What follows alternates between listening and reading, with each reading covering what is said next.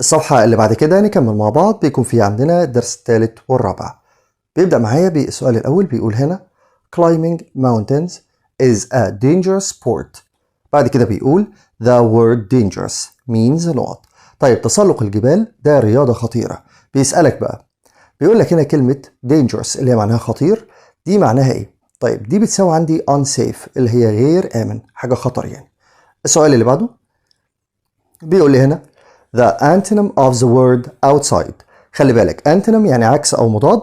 كلمة outside اللي هي معناها خارجي، عكسها طبعا كلمة inside، يبقى أقول له هنا inside. السؤال اللي بعده the prefix not forms the opposite of the word kind. بيقول البادئة اللي بتكون لي عكس أو مضاد كلمة kind، اللي بيدينا عكسها إن احنا نحط في الأول هنا un علشان تبقى unkind اللي هي غير طيب أو غير عطوف. بعد كده بيقول we add the suffix not to form the adjective from the word danger. طيب احنا بنضيف اللاحقة ايه علشان نكون الصفة من كلمة danger، بنحط لها في الآخر OUS علشان تبقى dangerous اللي هي معناها خطير. السؤال اللي بعده kind people help animals، وبيسألني بيقول the word kind has the same meaning of not. الناس الطيبين بتساعد الحيوانات. معنى بقى كلمة kind اللي هي طيب لها نفس معنى كلمة friendly اللي هي معناها ودود، يبقى أقول له هنا friendly. الصفحة اللي بعد كده نكمل مع بعض. السؤال الأول فيها بيقول هنا we should not our school rules to learn and enjoy. خلي بالك بيقول يعني يجب علينا، عايز يقول هنا إننا نتبع قواعد المدرسة. يبقى هنا كلمة يتبع اللي هي follow، كلمة rules بيجي قبلها كلمة follow يعني يتبع القواعد. السؤال اللي بعده بيقول هنا reading stories is an interesting note to learn new vocabulary. بيقول إن قراءة القصص دي طريقة مهمة تعلمك الكلمات. كلمة طريقة بقى اللي هي way، فأقول له هنا interesting way يعني طريقة شيقة لتعلم الفوكاب يعني. بعد كده بيقول some children in Egypt not to school. بعض الأطفال في مصر عايز يقول بيركبوا الدراجة إلى المدرسة. يركب العجلة دي اسمها cycle، يبقى أقول له هنا cycle. اللي بعده بيقول you can move over snow and ice easily by not. انت تقدر تتحرك فوق الجليد او التلج يعني بسهولة بواسطة طبعا سنو موبيل اللي هي زحافة الجليد. بعد كده بيقول pens والنوت بوكس and books are school not. طيب بيتكلم هنا عن الأقلام والكراسات والكتب، كل دي طبعا بنقول عليها كده طبعا أشياء مدرسية، يبقى هنا أقول objects، دي كلها اللي هي الطلبات الايه المدرسية، يبقى objects. واللي بعده my school not is a white shirt and blue pants. طيب ده طبعا الزي المدرسي، بيقول هنا يعني تيشيرت ابيض او قميص ابيض وبنطلون ازرق، فاقول له هنا اليونيفورم اللي هو الزي المدرسي. واللي بعده we never not unkind things to other students. طيب خلي بالك عايز يقول ما ينفعش اننا نقول اشياء غير طيبة للاخرين، هنا اقول له say unkind things. واللي بعده بيقول هنا sometimes when it not a lot the water is dangerous and we can't arrive at school on time.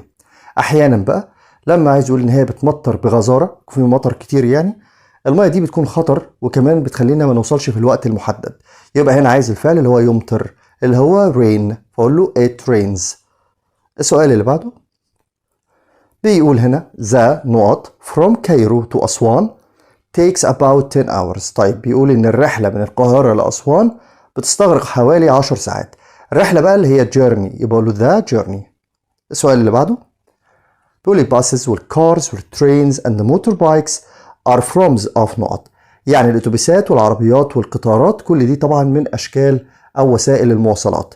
وسائل المواصلات اللي هي transport، يبقى له هنا transport. واللي بعده you can know a lot about different not of countries using the internet. انت تقدر تعرف عن الثقافات المختلفة للدول يعني باستخدام الانترنت. هنا عايز يقول كلمة ثقافات، الثقافة اللي هي culture، فأقول له هنا cultures. الصفحة اللي بعد كده نكمل مع بعض. السؤال الأول فيها بيقول هنا not is a small narrow boat for one or two people. خلي بالك بيقول لك قارب صغير كده بيسيع شخص أو شخصين، يعني ده اسمه كانو اللي هو طبعا الزورق، يبقى أقول له كانو. السؤال اللي بعده not is a vehicle that you can drive on snow. طيب ايه هي بقى وسيلة المواصلات اللي انت تقدر تركبها في الجليد؟ طبعا دي سنو موبيل اللي هي قلنا زحافة الجليد. السؤال اللي بعده بيقول هنا The children الأطفال travel to school not as snowmobile when it snows. طيب الأطفال بيسافروا المدرسة، عايز أقول يعني راكبين قلنا زحافة الجليد دي بتاخد معاها حرف الجر on، فأقول له on. السؤال اللي بعده بيقول هنا How long does it not to finish your work؟ كام المدة الزمنية اللي أنت هتستغرقها علشان تنهي الواجب؟ كلمة يستغرق قلنا كلمة take لما بيجي بعدها مدة زمنية بيكون اسمها يستغرق، يبقى how long does it take؟ السؤال اللي بعده by cycling to school students can always arrive on time. طيب هنا عايز يقول يعني ركوب الدراجات إلى المدرسة الطلاب يقدروا ان هم يوصلوا في الوقت المحدد، في الوقت المحدد اسمها on time، يبقى هنا on. الصفحة اللي بعد كده نكمل مع بعض الجزء المهم جدا وهو جزء المحادثة، وفي عندي جزء كده اختبار على الكلمات، يعني بيشوفك حافظ الكلمات ولا لا. جزء الكلمات ده ما بيجيش في الامتحان طبعا زي ما قلنا قبل كده. السؤال الاول بيقول how do you not to school؟ قال له في الاجابة my dad drives me to school every day. عايز منك كلمة تذهب، بيسأل يعني ازاي انت بتذهب الى المدرسة. قلنا كلمة يذهب اللي هي go، يبقى تقدر تقول how do you go to school؟ كيف تذهب للمدرسة؟ قال له هنا ان بابايا يعني بيوصلني الى المدرسة، يبقى اول حاجة go. السؤال الثاني why do you go to school in the car؟ قال له في الإجابة because my school is not. يعني عايز يقول المدرسة بتكون بعيدة. كلمة بعيد بقى اللي هي far away، يبقى انت هنا هتكتب far away. قلنا الجزء ده ما بيجيش في الامتحان، ولكن هو هنا في الكتاب مجرد بيراجع معاك حفظك للكلمات. اللي بعده what does it take؟ قال له it takes 50 minutes، بيستغرق 50 دقيقة، يبقى بيسأل عن المدة الزمنية. كم المدة الزمنية؟ اسمها how long، يبقى هنا هتقول how long does it take. اللي بعده بيقول لي why is it not to go to school؟ طيب عايز كلمة ضروري أو هام، قال له في الإجابة because we all need to learn and study. عايز يقول يعني ليه مهم إنك تروح المدرسة. كلمة مهم دي اللي هي important، يبقى أنت هتقول هنا why is it important؟ ليه ده شيء مهم يعني. وبعده بيقول لي why would you prefer to cycle to school؟ قال له في الإجابة because it is not and healthy. طيب بيسأل برضو ليه بتفضل إنك تمشي بالعجلة؟ طبعا بسبب إن هي هنا عايزك تكتب كلمة رخيص الثمن اللي هي cheap، يبقى بسبب إن هي رخيصة وصحية طبعا يبقى cheap. اللي بعده بيقول هنا does it always take؟ عايز بقى في كلمة في نفس الوقت، قال له yes it does. طيب نفس الوقت دي اسمها the same time، يبقى أقول له هنا the same time. زي ما قلت لك السؤال ده ما بيجيش في الامتحان، ولكن هو هنا بيراجع معاك الكلمات. بعد كده بقى هندخل على السؤال المهم اللي بيجي لك في الامتحان، وهو سؤال الديالوج، سؤال المحادثة. طيب هنيجي مع بعض كده ونكمل نفس الصفحة برضو، الجزء اللي في النص ده يا شباب، وده طبعا الجزء الخاص بالسبيكينج الديالوج المحادثة. زي ما قلنا أهم حاجة تقرأ المحادثة كلها على مهلك وتترجمها قبل ما تحل، والسطر اللي فوق ده مهم جدا وبيعرفك المحادثة بتتكلم عن إيه. بيقول هنا Summer and آية are talking about how they go to school. سمر وآية يعني الاتنين بيتكلموا عن ازاي هم بيروحوا المدرسة. خلينا نشوف كده. سمر بتكلم آية وبتقول لها how do you go to school؟ كيف تذهبي إلى المدرسة؟ بتسأل عن الوسيلة اللي بتروح بيها. قالت حاجة، قالت لها and you، طب وانت بقى؟ طيب هتقول لها برضو بتروح ازاي؟ بعد كده آية سألت سؤال كانت إجابته because my school is far away. يبقى عرفنا كده يا شباب إن مدرسة سمر بعيدة. خلينا الأول نقول آية هنا تكتب أي وسيلة بقى، لأن هي هنا مش محددة. تقدر تقول باي كار، تقدر تقول باي باس، تقدر تقول مثلا أون فوت، أي وسيلة. هتلاقي أند يو وأنت بقى. طبعا دي مدرستها بعيدة اللي هي سمر، فلازم بقى هي تروح بالعربية بالأتوبيس أو بالعجلة مثلا، فهتقول لها باي باس. خلينا نقول باي باس بالأتوبيس. آية سألت سؤال كانت إجابة السؤال ده because my school is far away. because دي بسأل عليها بواي، بتقول لها يعني بتقول لها بروح بالأتوبيس، فقالت لها واي لماذا؟ وممكن اكمل واقول do you go by bus؟ ليه يعني انت بتروحي بالاتوبيس؟ ليه يا شباب؟ لان هي في الاجابه بتقول لها because my school is far away، بسبب ان مدرستي بعيده. يبقى هنا آية بتسأل why do you go by bus؟ ليه بتروحي بالاتوبيس؟ طيب بعد كده آية سألت سؤال كمان، قالت لها it takes 50 minutes، يعني بيستغرق مني 50 دقيقه. يبقى بتسأل عن المده الزمنيه. بنسأل عن المده الزمنيه ب how long، فهتقول لها how long. وطبعا فعل مساعد does لان takes اخرها اس، الفعل جاي في المضارع البسيط، فهتستخدم does والفعل المفرد اللي هو it take. يبقى how long does it take يعني كام المدة الزمنية اللي الأتوبيس بيستغرقها يعني. قالت لها which is better to go to school in the car or on the bus يعني أنهي أفضل يعني أيهما أفضل العربية ولا الأتوبيس. قالت لها I agree with you اكتب أي حاجة يعني لو كتبت كار صح لو كتبت باص صح. خلينا نقول باي باص لأن هي بتسافر بالأتوبيس. فقالت لها باي باص قالت لها I agree with you أنا أتفق معاكي. بعد كده برضه عندي محادثة تانية. رامي asks فادي about his journey to school. رامي بيسأل فادي عن رحلته للمدرسة. رامي بيقول له why is it important to go to school؟ لماذا التعليم أو لماذا الذهاب إلى المدرسة شيء مهم؟ ليه مهم يعني نروح المدرسة؟ فهنا رد عليه. طبعا احنا لسه قايلين من شوية يا شباب في الكلمات اللي احنا سمعناها إن ده to learn لكي نتعلم and study يبقى مهم إنك تروح المدرسة. الإجابة دي طبعا مهمة جدا to learn and study عشان ندرس ونتعلم. قال له طبعا that's right هذا صحيح وسأله سؤال عشان أعرف السؤال لازم أقرأ الإجابة. قال له I would prefer to cycle to school أنا بحب إن أنا أركب العجلة للمدرسة. يبقى بسأله عن الوسيلة اللي بيروح بيها المدرسة. زي ما اتعودنا هيقول له how do you go to school. يبقى صيغة السؤال عن الذهاب للمكان دي ثابتة ومهمة. بتسأل عن وسائل المواصلات بهاو فعل مساعد do وبعدين فعل اللي هو you وبعدين go to والمكان اللي انت عايز تسأل عليه. go to school يعني إلى المدرسة. قال له بالعجلة.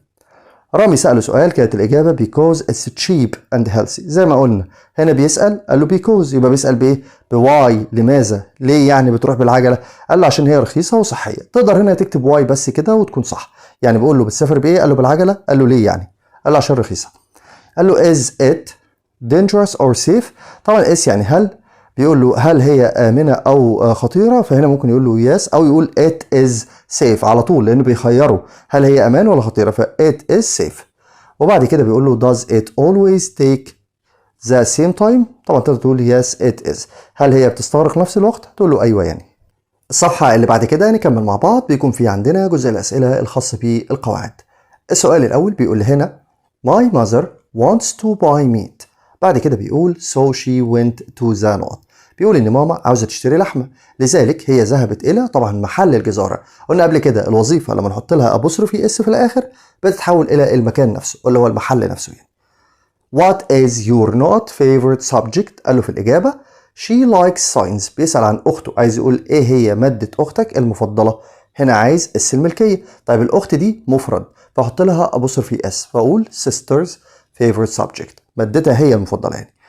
ذا نقط are جودي and علا. طيب خلي بالك بقى جودي وعلا دول اتنين يعني جمع يعني كان المفروض كلمة girls تبقى جمع اخرها اس. لما باجي احط اس الملكية لحاجة جمع بحط ابوستروفي بس فاقول هنا girls names يعني اسامي البنات. This is the not bag she likes it very much. طيب عايز يقول شنطة البنت لانه بيقول هي بتحبها يبقى اسم مفرد يبقى girls الى اخرها ابوستروفي اس الملكية. بيقول هنا these are my not jackets. بعد كده بيقول they go to the same school.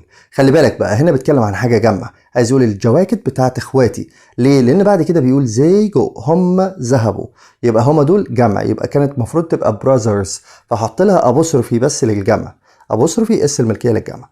this dress not نهى. طيب برضو خلي بالك عايز يقول ان الفستان ده يخص نهى يخص او ينتمي الى دي اسمها belongs to يبقى هنا belongs to. واللي بعده بيقول هنا they are not the not notebooks. طيب هنا بقى عايز يقول ان دي مش كتب او كراسات الاطفال. خلي بالك الاطفال هنا جمع غير منتظم اصلا مفيش في اخره اس اللي هي children. لما اجي احط لها بحط لها ابوستروفي اس الملكيه عادي زي المفرد. السؤال اللي بعده did you find the not key؟ طيب عايز يقول هنا مفتاح السياره او مفتاح الباب. مفتاح الباب ده جماد الجماد ما بحطش له اس ملكيه خالص فهنا اقول دور كي عادي خالص. واللي بعده بيقول هنا whose bag is this؟ قال له it's نقط لمن هذه الشنطة؟ عايز يقول ان هي بتاعت دينا. طب عايز ابوستروفي اس الملكية لدينا يبقى الاسماء المفرد بنحط لها ابوستروفي اس في الاخر. واللي بعده بيقول he bought a new نقط هو اشترى عايز يقول طبعا شاشة كمبيوتر ده جماد قلنا الجماد ملوش اس ملكية فاقول كمبيوتر سكرين على بعضها. الصفحة اللي بعد كده نكمل مع بعض. السؤال الاول بيقول لي هنا this نقط tail is black. خلي بالك برضو الكائنات الحية بتاخد اس الملكية عادي. عايز يقول زي لهذه القطة يبقى هنا القط مفرد هقول له ابوستروفي اس الملكية في الاخر يبقى اقول this cats اللي هي اخرها ابوستروفي اس. السؤال اللي بعده بيقول هنا we will meet at 6 in the lot. احنا يعني هنتقابل، عايز يقول بقى الساعة 6 في مكان ركن السيارات، في الباركينج بتاع السيارات. طيب ده برضو جماد، الجماد يا شباب ما بتحطلوش اسم ملكية، فالصح هنا انك تقول car park على طول كده. السؤال اللي بعده I need to go to the lot to buy some bread. يعني عايز اروح الفرن عشان اشتري عيش. احنا قلنا بقى لما يكون في وظيفة بنحط لها ابوستروف في اس الملكية بتديني المكان، يبقى اقول له bakers. بعد كده بيكون في عندنا سؤال correct. السؤال الاول بيقول هنا This is my grandparents' house. طيب الجملة دي طبعا غلط، ما تنفعش. grandparents دي جمع أصلا، طالما هي جمع يبقى هنحط في الآخر أبوستروفي بعد الإس، بس هنشيل الإس اللي في الآخر دي، يبقى هي هنا هتبقى grandparents اللي هي آخرها أبوستروفي بس. يعني هو بيقول منزل الأجداد، طالما قال الأجداد يبقى دي جمع، يعني كان آخرها إس، يبقى لما أجي أحط لها أبوستروفي أحط لها أبوستروفي بس للملكية. طيب السؤال اللي بعده بيقول my sister goes to a girls school.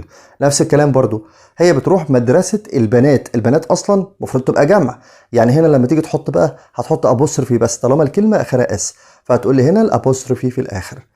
اللي بعده when shoes are these، قال له they are علز. طبعا دي صيغة ملكية، لما باجي أسأل عن الملكية بسأل بهوز، يبقى هنا أقول له whose shoes are these، لمن يعني هذه الأحذية. اللي بعده بيقول It's Dalia's and عزة ruler. خلي بالك برضو عايز يقول مسطرة عزة وداليا.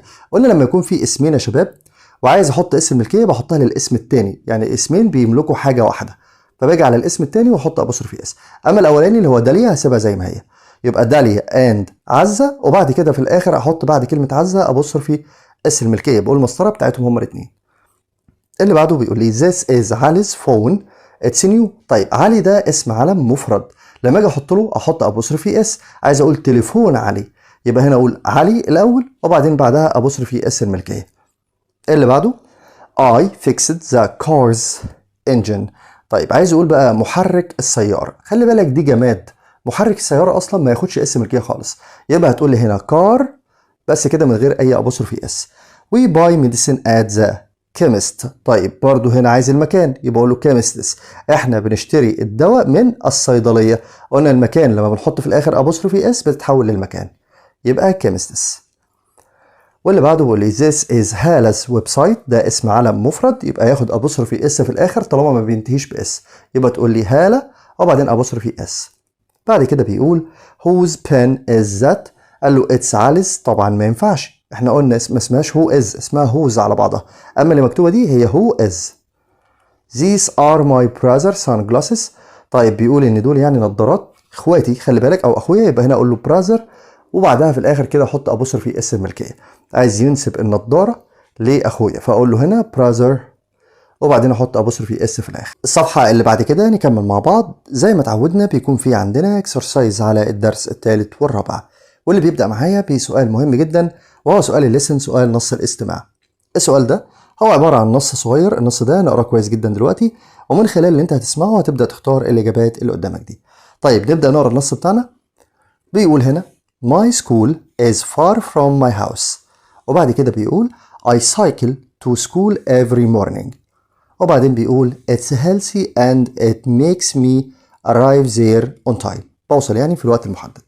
طيب بعد ما سمعنا النص دلوقتي هتبدأ بقى تقرا الأسئلة وتحل من خلال اللي انت سمعته.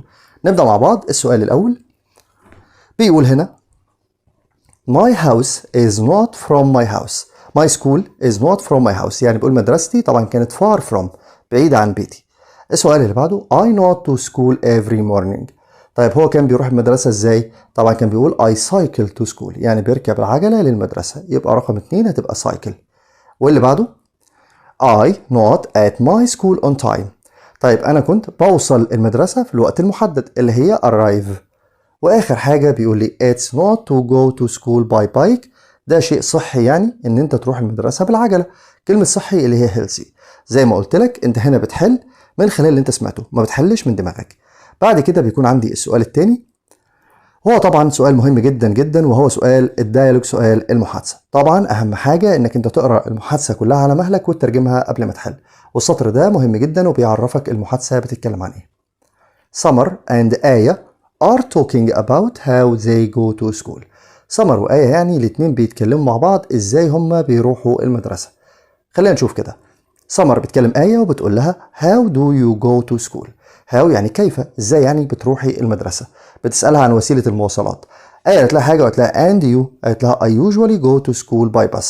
أنا عادة بروح بالأتوبيس. هنا بقى تقدر تكتب أي مواصلة. خلي بالك أنت بتحل من خلال فهمك للمحادثة. هنا مفيش حاجة محددة فتقدر تكتب أي حاجة.